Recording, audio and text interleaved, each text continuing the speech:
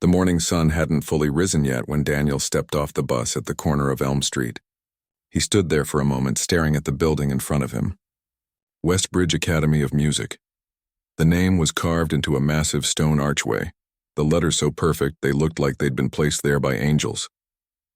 The building itself seemed to glow, with its white marble columns and windows that sparkled like diamonds. Gardens surrounded it, every flower in its place, every hedge trimmed to perfection.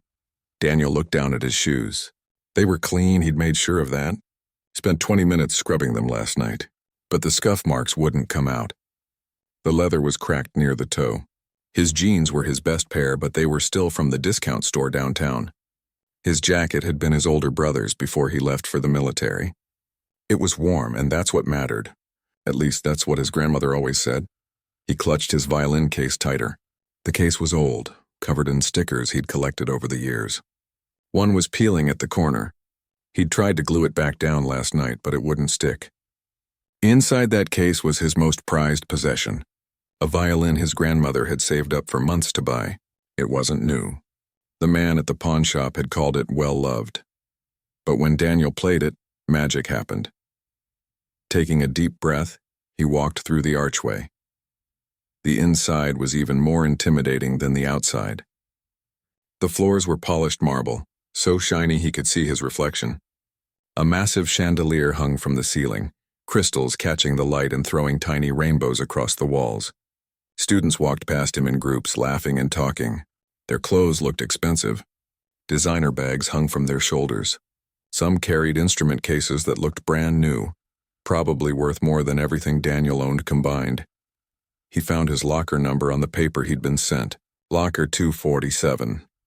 It took him a few minutes to find it, walking through hallways lined with portraits of famous musicians who'd attended the school. Their painted eyes seemed to follow him, judging him. "Excuse me," a voice said behind him. Daniel turned.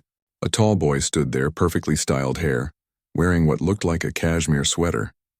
Behind him were two other students, a girl with perfectly straight blonde hair and another boy with an expensive-looking watch.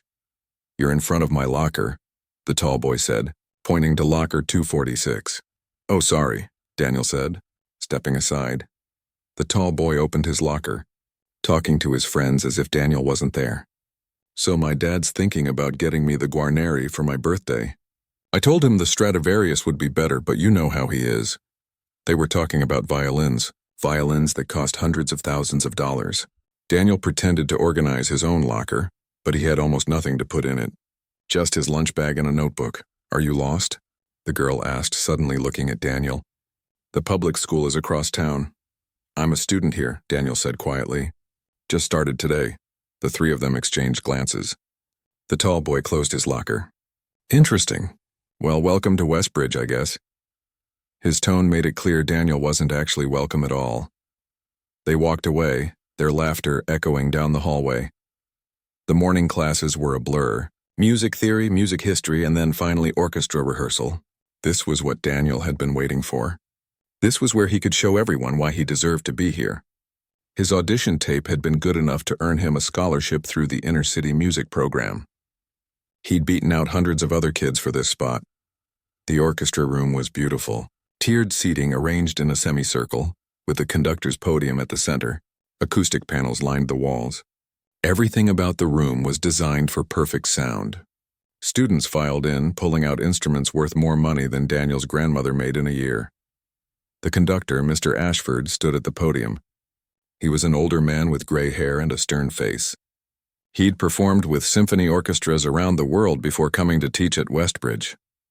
"Take your seats according to the chart on the board," Mr. Ashford announced. Daniel looked at the board. His name was listed in the second violin section, back row. He'd been first chair at his old school. He'd played solos at every concert. But he didn't argue. He walked to the back row and sat down. The boy next to him didn't make eye contact. Nobody did. "Let's begin with Vivaldi," Mr. Ashford said, raising his baton. "The Four Seasons, Winter." First movement, the music started. Daniel knew this piece by heart. He'd practiced it countless times in his grandmother's tiny living room. His bow moved across the strings, his fingers finding each note with precision. For a few minutes, he forgot about the stares, the whispers, the feeling of not belonging. There was only the music. But then he noticed Mr. Ashford wasn't looking at the back row. Not once. His attention stayed on the front, on the principal players, on students whose names he already knew. When the piece ended, Mr. Ashford gave notes to the first violins, the cellos, the violas. He didn't say a word about the second violins in the back. Adequate, was all he said before moving on to the next piece. During the break, Daniel stood alone while everyone else clustered in groups. He overheard conversations about summer homes and trips to Europe and private lessons with famous musicians. He pulled out his phone and pretended to be busy, but he had no text to read. "Hey, you're the scholarship kid, right?" Daniel looked up. The tall boy from the hallway stood there with his friends. "My name's Daniel," he said. "Right. Daniel. I'm Tyler. Listen, no offense, but some of us were wondering, how exactly did you get in here? The inner-city program must have some pretty low standards, huh?" The girl laughed. "Tyler, be nice. I'm just curious," Tyler continued. "I mean, this is Westbridge Academy. People's families donate wings of buildings to get them in here. And you just, what? Filled out an application?" "I auditioned," Daniel said, trying to keep his voice steady. "Same as everyone else." "Sure, but was it really the same, though?" Tyler smirked. "They probably needed to fill a quota or something." Daniel's hands clenched. He wanted to say something, to defend himself, but the words wouldn't come. What could he say? That he'd practiced 6 hours a day for the audition? That he'd borrowed books from the library to teach himself music theory because his old school didn't offer it? That this scholarship was his only chance at a real music education? Instead, he said nothing. Tyler and his friends walked away, laughing about something else now. Daniel was already forgotten. The rest of the day crawled by.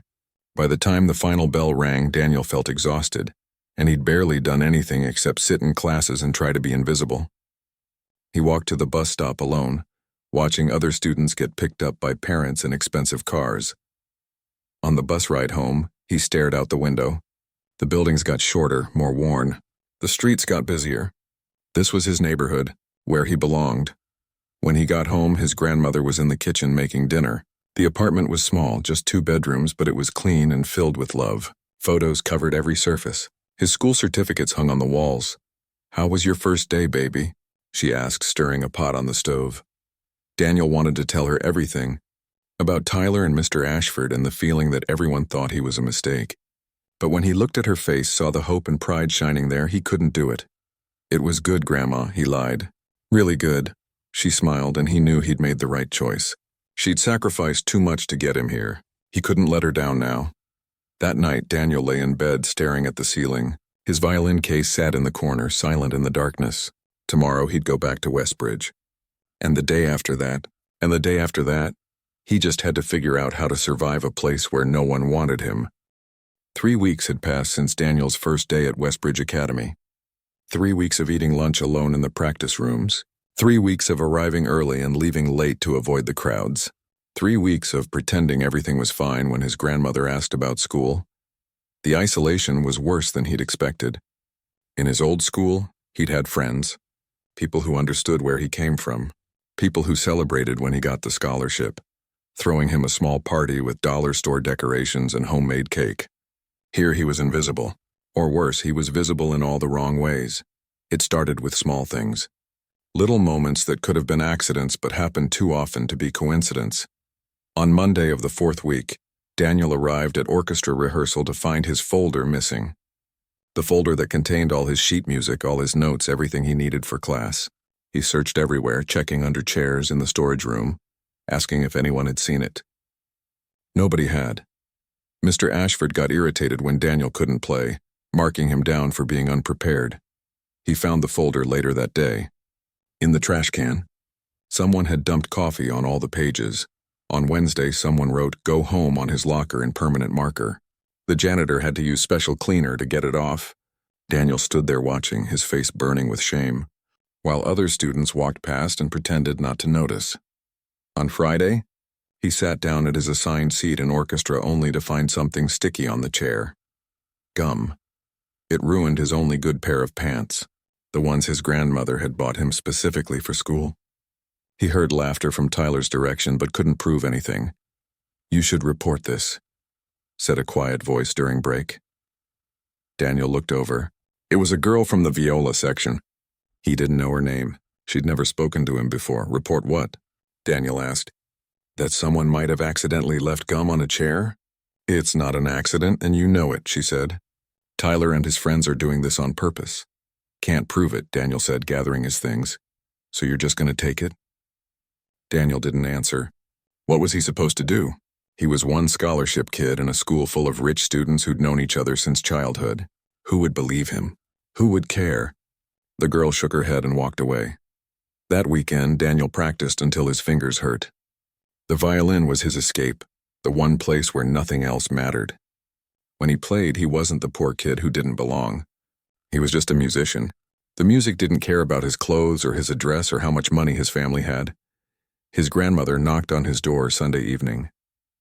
Baby, you've been practicing for 4 hours. Come eat something. Just a few more minutes, Grandma. You said that an hour ago. She opened the door and sat on his bed.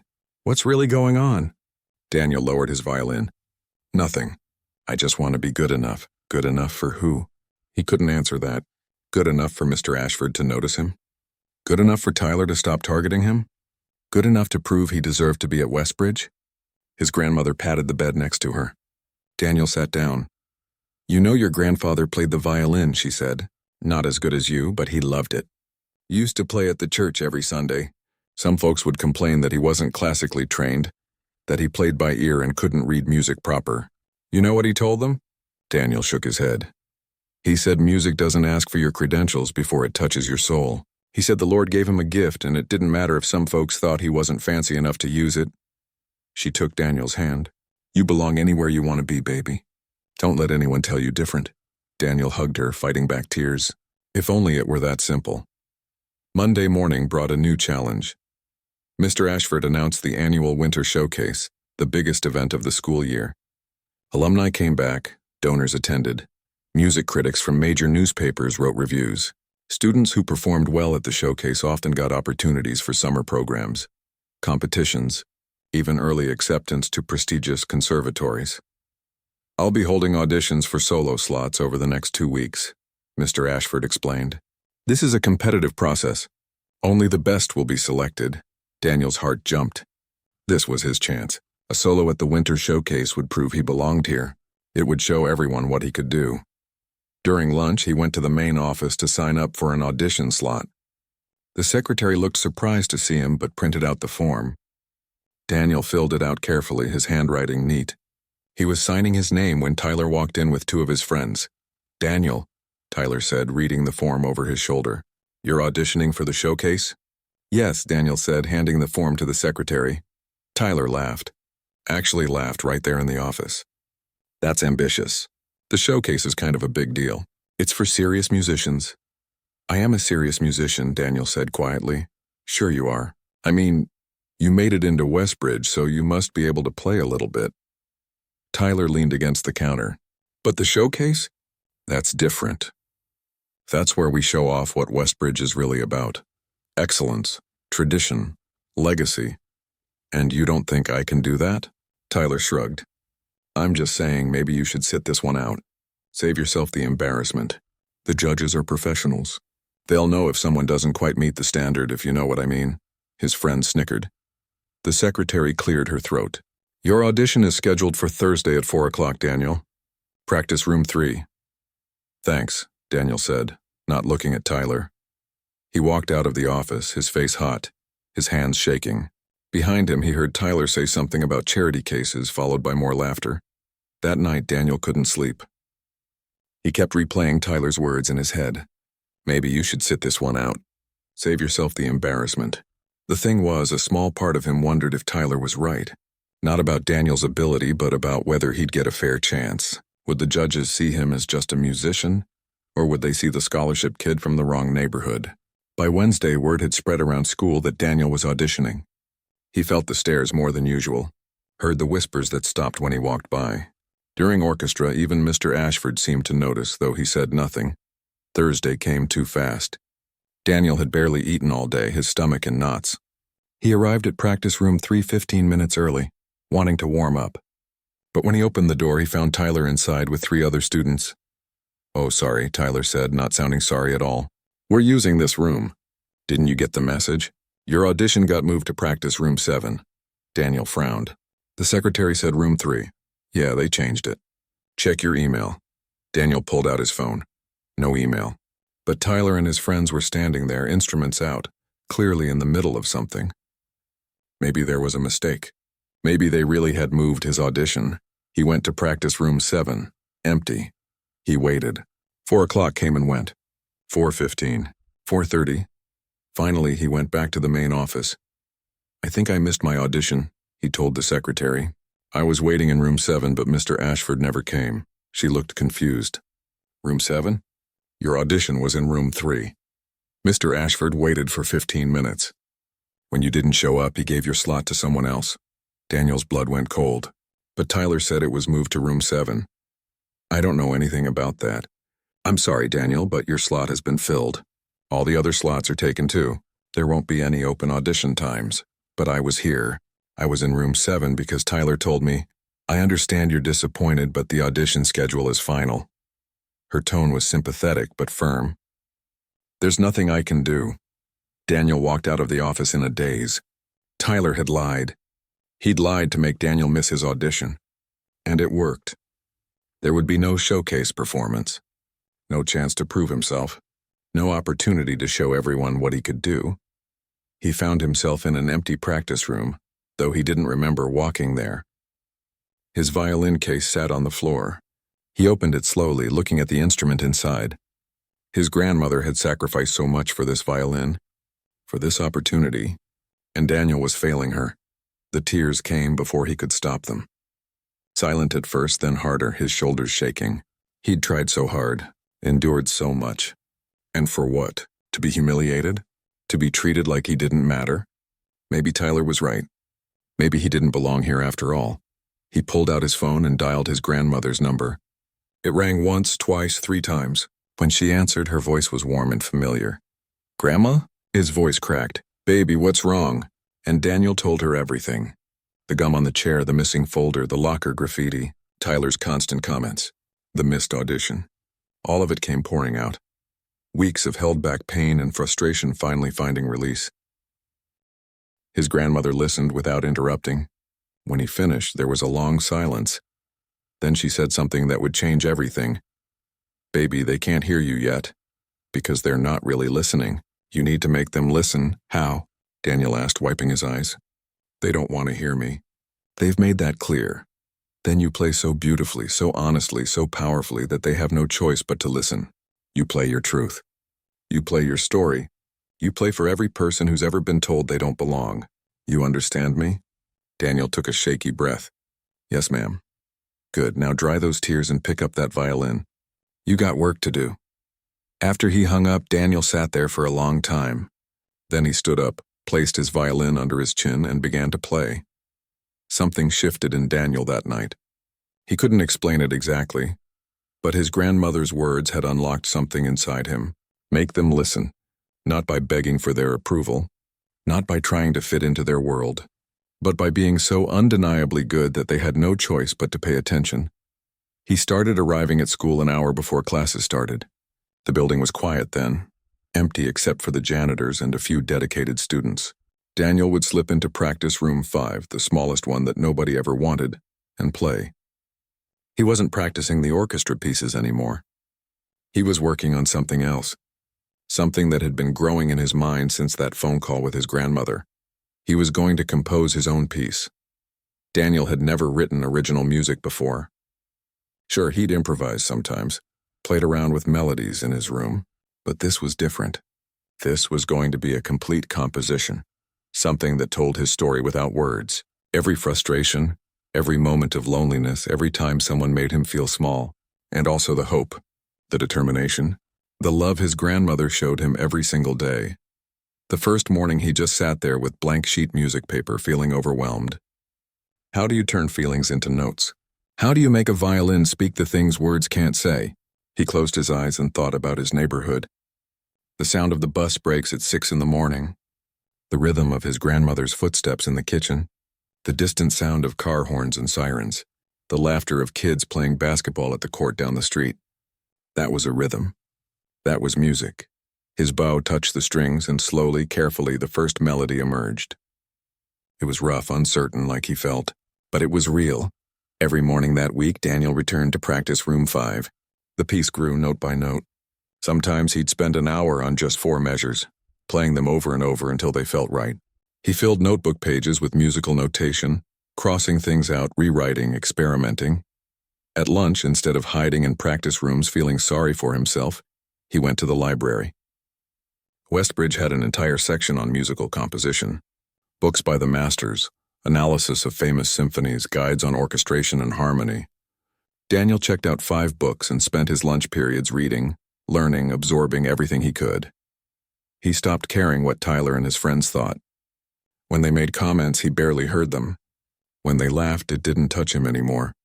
He had something more important to focus on. His music was becoming a shield, protecting him from their cruelty. In orchestra rehearsal, he still sat in the back row. Mr. Ashford still didn't look his way. But Daniel played every piece with full commitment, not because anyone was watching, but because that's what the music deserved. He noticed the girl from the viola section, the one who'd told him to report the bullying, occasionally glancing his way. Once, after a particularly beautiful passage, she gave him a small smile. 2 weeks after the missed audition, Daniel's composition was nearly finished. It was 7 minutes long, structured in 3 movements. The first movement represented struggle, with harsh, discordant notes that spoke of pain and rejection. The second movement was introspective, quieter, asking questions. Who am I? Where do I belong? The third movement was his answer, a powerful, soaring melody that declared his right to exist, to be heard, to take up space in the world. He titled it, Invisible No More. On Friday evening, Daniel stayed late after school. He'd been working on the ending all week, and it finally clicked into place. The last note resonated through the empty practice room, hanging in the air like a question mark. Daniel lowered his violin, breathing hard. It was done. The composition was complete. That was beautiful. Daniel jumped. The viola girl stood in the doorway.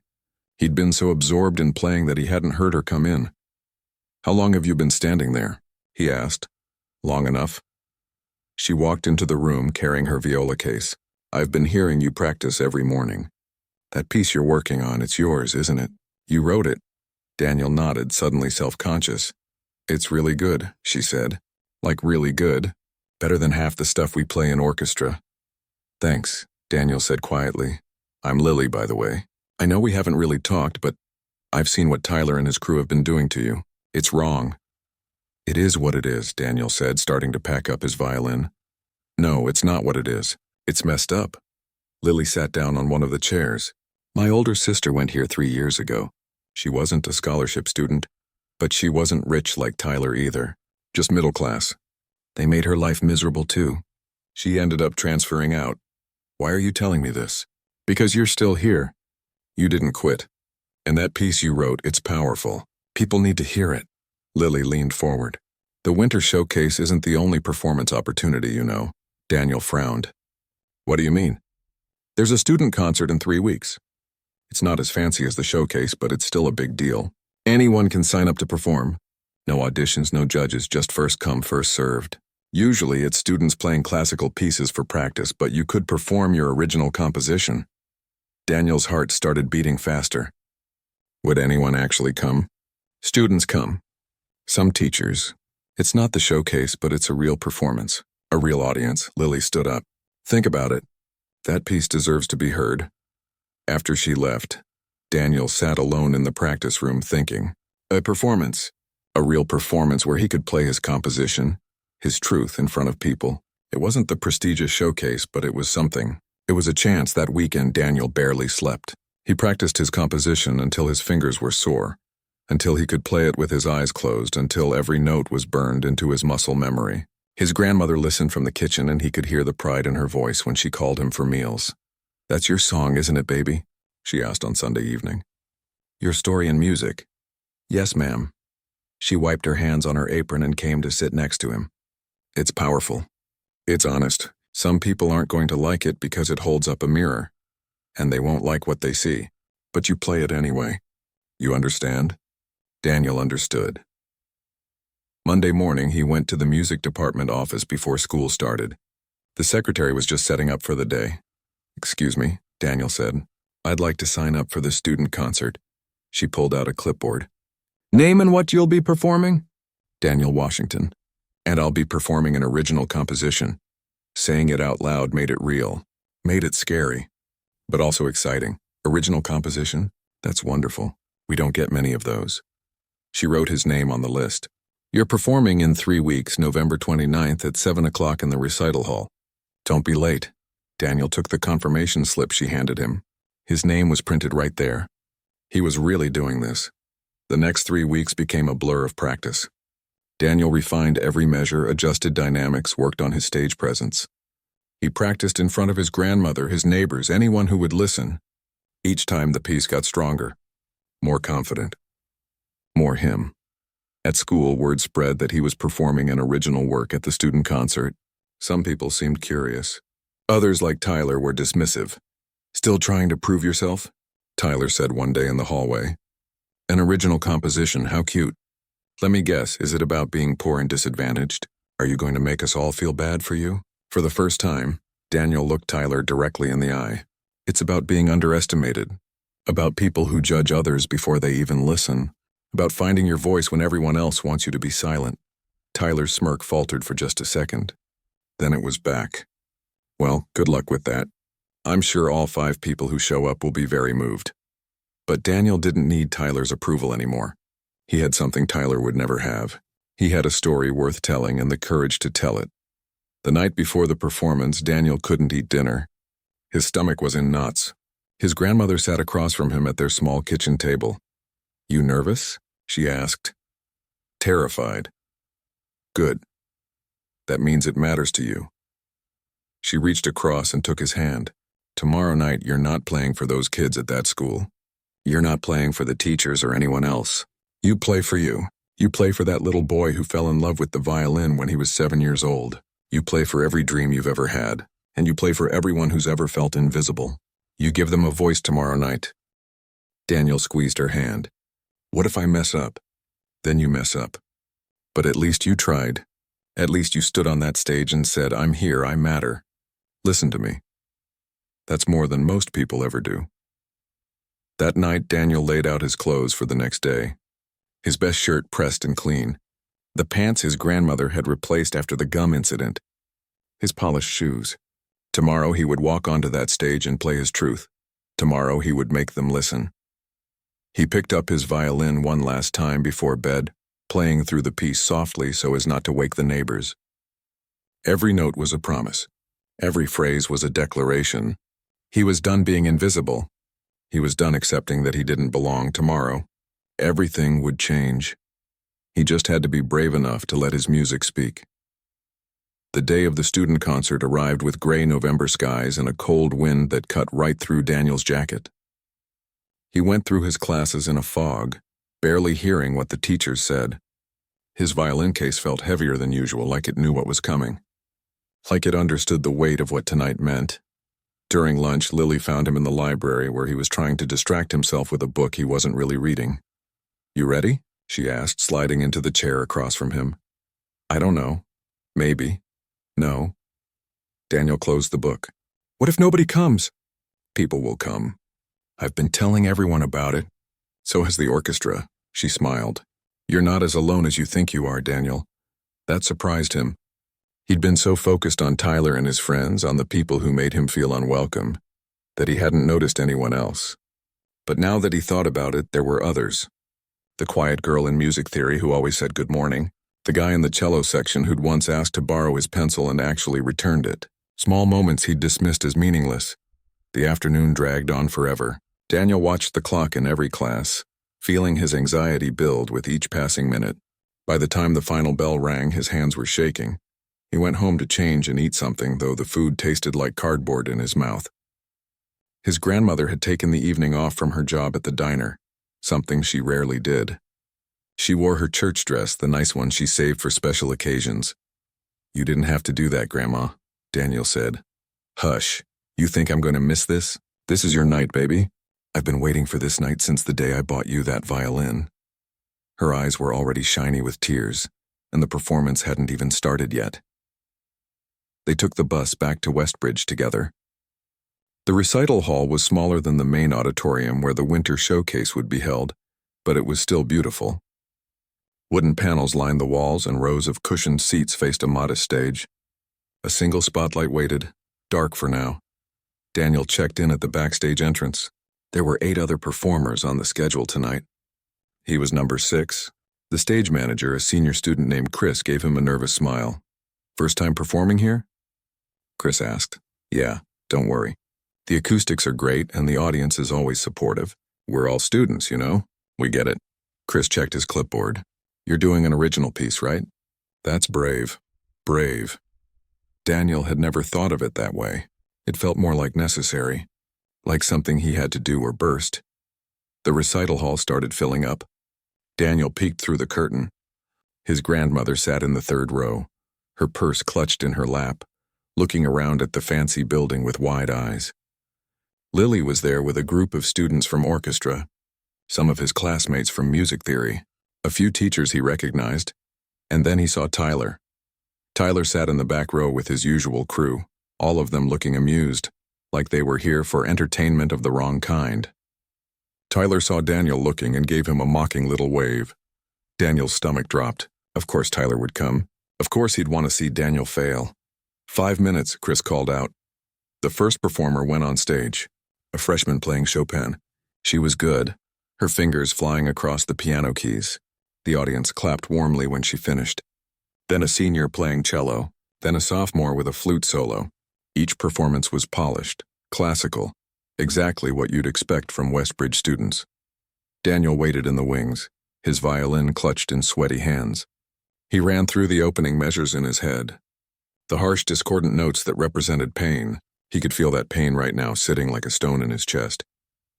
"Next up is Tyler Hoffman," Chris announced. Daniel's head snapped up. Tyler was performing tonight too? He hadn't known that. Tyler walked onto the stage with complete confidence, his expensive violin catching the spotlight. He played a Bach concerto technically perfect, every note precisely where it should be. His bow work was flawless. His intonation was exact. The audience clapped appreciatively when he finished. As Tyler walked off stage, he passed Daniel in the wings. "Good luck following that," he whispered. "Try not to embarrass yourself." Then came a viola duet, then a piano piece. And then Chris was gesturing to Daniel. "You're up. Break a leg." Daniel's legs felt like water as he walked toward the stage. The curtain was so close. Behind it was the audience, the lights, the moment he'd been preparing for. His grandmother was out there. Lily was out there. Tyler was out there. He stepped onto the stage. The spotlight hit him like a physical force, bright and hot. The audience was a dark mass beyond the light, faces barely visible. Daniel walked to the center mark, his footsteps echoing in the sudden silence. He could hear his own heartbeat, could feel sweat on his palms. This was it. This was the moment where he either proved himself or confirmed every doubt Tyler and the others had ever had about him. Daniel lifted his violin, positioned it under his chin. The wood was warm and familiar against his skin. He closed his eyes, and then he remembered his grandmother's words. "You're not playing for them. You play for you." He took a deep breath. The first note came out trembling, uncertain, just like he felt standing on that stage. The melody was hesitant, questioning. This was the pain. This was every morning he'd walked into school feeling unwelcome. Every lunch period spent alone. Every cruel comment and every moment of doubt. The notes grew harsher, more discordant. His bow pressed harder against the strings, pulling out sounds that weren't pretty but were honest. This was anger. This was frustration. This was the sound of being treated like he didn't matter. Some people in the audience shifted uncomfortably.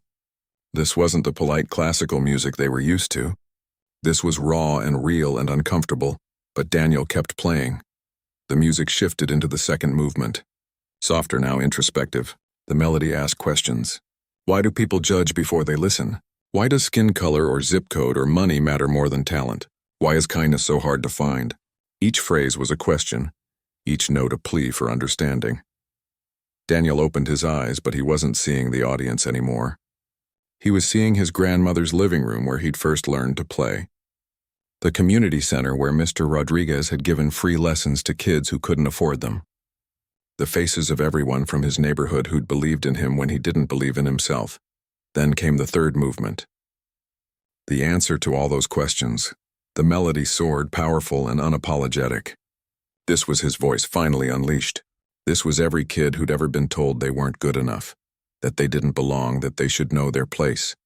The music built and built, crescendo after crescendo, declaring with every note that he had a right to be here, that his story mattered, that he refused to be invisible anymore. His bow flew across the strings. His fingers found notes he'd practiced 10,000 times. The music filled the recital hall, bouncing off the wooden panels, reaching into every corner. It was 7 minutes of pure truth, unfiltered and undeniable. Daniel poured everything into those final measures. Every tear he'd cried, every moment he'd wanted to quit, every time his grandmother had told him he was enough, every dream he'd ever had about being seen, being heard, being recognized for who he truly was. The final note rang out, long and clear, holding in the air like a challenge, like a promise, like a declaration of existence. Daniel lowered his violin slowly. His arms were shaking. His breath came in gasps. Sweat dripped down his face. The spotlight was still on him. The audience was still hidden in darkness beyond the light, and then nothing. Silence. Complete and total silence. Daniel's heart sank. He'd failed. The music had been too raw, too honest, too much. He'd made everyone uncomfortable, and now they didn't know how to respond. Tyler had been right. He didn't belong here. He should never have tried. The silence stretched on, endless and crushing. Daniel started to walk off stage, humiliation burning in his chest. He'd exposed his soul, and the audience had rejected it. He just wanted to disappear, to run out of the building and never come back. Then from somewhere in the darkness he heard it, a single pair of hands clapping, slow at first, deliberate. The sound echoed in the quiet hall. Daniel stopped walking. He squinted against the spotlight, trying to see who it was. More hands joined in, then more, then more. The clapping grew louder, faster. Daniel's eyes adjusted to the darkness beyond the stage. People were standing up. First one, then two, then entire rows rising to their feet. His grandmother stood in the third row, tears streaming down her face, clapping so hard her hands had to hurt. Lily was on her feet. The girl from music theory. The guy from the cello section. The teachers. Even students he'd never spoken to were standing and applauding. The sound washed over Daniel like a wave. This wasn't polite appreciation. This was something else. Something bigger. People were crying. A few were shouting. The applause grew louder and louder until it was almost deafening. Daniel stood frozen at the edge of the stage, unable to process what was happening. They weren't just clapping for his performance. They were responding to his truth. They had heard him. Really heard him. Through the crowd of standing people, Daniel saw something that made his breath catch. In the back row, Tyler was still sitting down. His friends had stood up, but Tyler remained. In his seat, his arms crossed, his face unreadable. For a long moment, their eyes met across the distance. Then, slowly, Tyler stood up. He didn't clap enthusiastically like the others. His applause was measured, careful, but he was standing.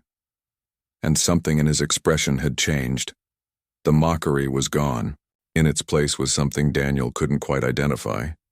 Surprise, maybe, or respect, or the uncomfortable realization that he'd been wrong. The applause continued for what felt like forever. Chris had to come out on stage and gently guide Daniel off so the next performer could go on. As Daniel walked into the wings, his legs barely holding him up, he could still hear the clapping. He'd done it. He'd made them listen, and nothing would ever be the same again. Daniel sat backstage in a folding chair, still trying to catch his breath. His hands wouldn't stop shaking. The last two performers were on stage now, but he could barely hear them over the pounding of his own heartbeat. What had just happened out there felt like a dream. The standing ovation, the tears in the audience, the way the music had connected with people in a way he'd never imagined possible. "Daniel?" He looked up. Mr. Ashford stood in front of him, the orchestra conductor who'd barely acknowledged his existence for the past 2 months. "Sir," Daniel said, starting to stand. "Stay seated. You look like you need a minute." Mr. Ashford pulled up another chair. For a long moment he just looked at Daniel, his expression thoughtful. "That piece you performed, you wrote that?" "Yes, sir." "How long have you been composing?" "That was my first piece. I started it about 3 weeks ago." Mr. Ashford shook his head slowly. "Your first composition, and you created something that mature, that emotionally complex." He paused. "I owe you an apology, Daniel. I've been teaching for 30 years, and I've seen hundreds of students come through these halls. Somewhere along the way I started making assumptions about who belonged and who didn't. I put you in the back row and forgot about you. That was wrong." Daniel didn't know what to say. He'd imagined this moment before, Mr. Ashford noticing him, but he'd never expected an apology. "You have a gift," Mr. Ashford continued. "Not just technical skill, though you have that too. You have something more important. You have something to say. That's what separates good musicians from great ones. The great ones have a voice." He stood up. "I'd like you to consider joining my advanced composition class next semester.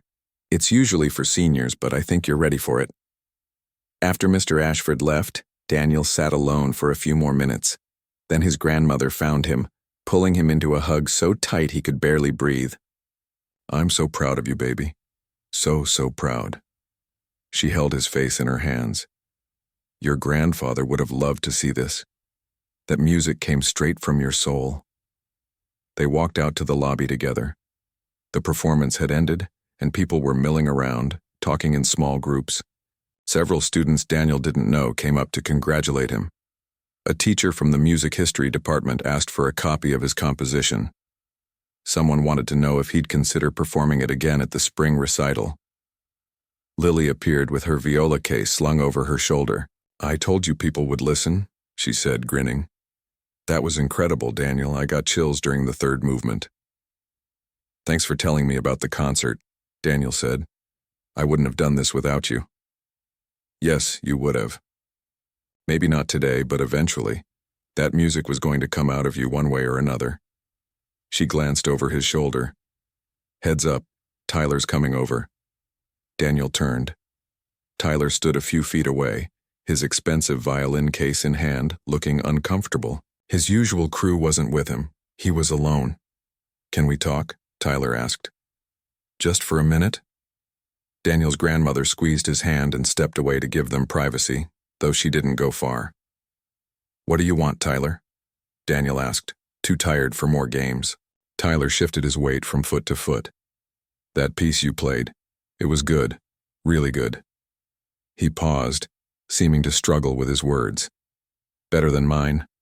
I played technically well tonight, but you actually said something, made people feel something." Daniel waited, saying nothing. "I've been thinking about what you said in the hallway a few weeks ago," Tyler continued, "about being underestimated, about people judging before they listen." He looked down at his shoes. "I did that to you. From the first day you got here, I decided you didn't belong just because you weren't like everyone else. That was wrong." "Why?" Daniel asked. "Why did you do it?" Tyler was quiet for a long moment. "Honestly, I think I was scared. My dad went here. My grandfather went here. I've had private lessons since I was 4 years old. Music is supposed to be my thing, you know? And then you show up, and you're actually talented, and it made me wonder if maybe I'm not as special as everyone's always told me I am." He finally looked up at Daniel. "That's not an excuse. I was a jerk to you. I'm sorry." Daniel studied Tyler's face, looking for signs of insincerity. But Tyler looked genuinely uncomfortable, genuinely ashamed. This wasn't the confident bully who'd made his life miserable. This was just another teenager who was scared and insecure. "Okay," Daniel said finally. "Okay? I accept your apology. But Tyler, if you want to be special, you need to find your own voice. Stop playing it safe. Stop doing what everyone expects. That's what I learned.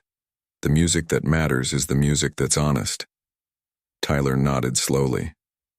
Maybe you could teach me how to do that sometime. Maybe, Daniel said. He wasn't ready to be friends with Tyler, not yet. But maybe, eventually, they could at least be civil. That was a start. The next morning at school, everything felt different. Daniel walked through the hallways and people actually saw him. Students he'd never spoken to nodded hello. A girl from his English class stopped him to say she'd heard about his performance and wished she'd been there. Even the way teachers looked at him had changed. During orchestra rehearsal, Mr. Ashford called him to the front of the room. "I have an announcement," Mr. Ashford said to the class. "As some of you know, we had our student concert last night. Daniel Washington performed an original composition that was extraordinary. I've decided to invite him to perform it at the Winter Showcase." The room erupted in whispers. The Winter Showcase, the event Daniel had been told he wasn't good enough for.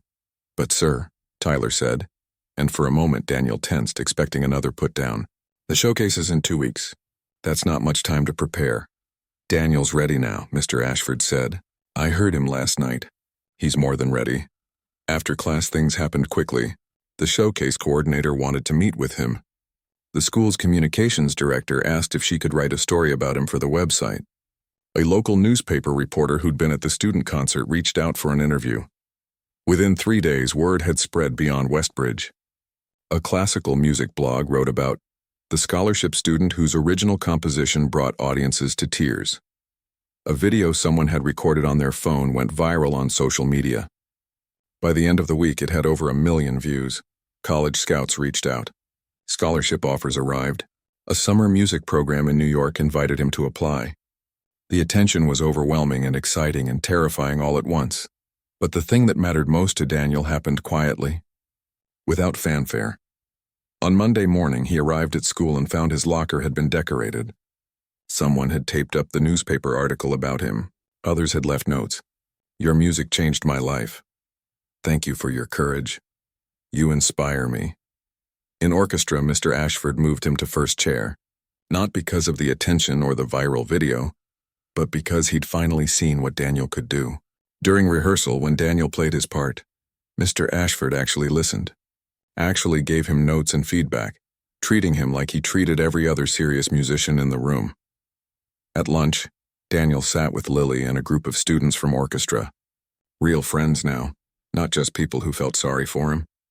They talked about music and classes and normal teenage things. Tyler sat at another table, but when he caught Daniel's eye, he gave a small nod. Not quite friendship, but not hostility either. Progress. The Winter Showcase came faster than Daniel expected. This time, the auditorium was packed. Alumni filled the seats. Donors who wrote checks with lots of zeros.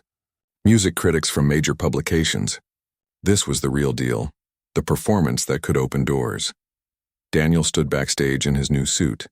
His grandmother had insisted on buying it, even though he told her she didn't need to spend the money.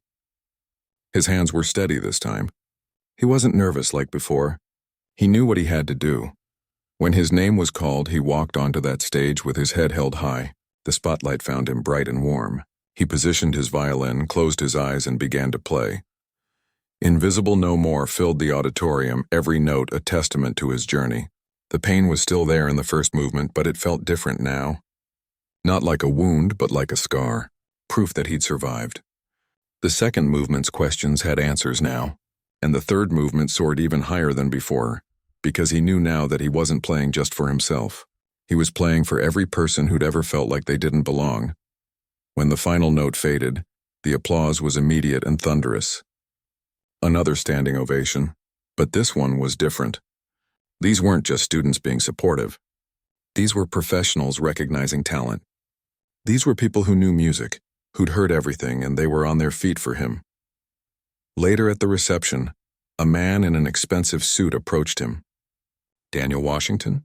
I'm from the New England Conservatory. We'd like to talk to you about early admission for next year." More offers came, more opportunities, more recognition than Daniel had ever dreamed possible. But the moment he'd remember most came at the end of the night. His grandmother stood with him in the empty auditorium, just the two of them. The janitors were cleaning up, folding chairs, sweeping the stage. "You did it, baby," she said softly. "You made them listen." Daniel looked at the stage where he'd stood hours before. "I did it because of you, Grandma. You never let me believe I didn't belong, even when everyone else did. She wiped her eyes. You belonged the whole time, Daniel. You just had to believe it yourself. And you had to play so beautifully, so honestly, that no one could deny it anymore. They walked out of the auditorium together, past the photos of famous alumni, past the marble columns into the cold November night. Daniel's violin case swung at his side, the same worn case with peeling stickers. But everything else had changed. He'd walked into Westbridge Academy 2 months ago as an outsider, a scholarship kid who didn't fit in. He was walking out as a musician who'd found his voice. Not because he'd changed who he was, but because he'd had the courage to be exactly who he was, loudly and unapologetically. His music had spoken louder than their words. And in the end, that made all the difference. The bus pulled up to take them home. As they climbed aboard, Daniel looked back at Westbridge one more time. Tomorrow he'd walk through those doors again. But now he truly belonged there, not because they'd finally accepted him, but because he'd claimed his place. He'd earned it. Not with their permission, but with his talent, his truth, and his refusal to be invisible. The bus pulled away from the curb, carrying Daniel and his grandmother back to their neighborhood, back to their small apartment, back to the life they'd always known. But everything was different now. Because Daniel was different. He'd learned the most important lesson of all. Belonging isn't something others give you. It's something you claim for yourself, one brave note at a time.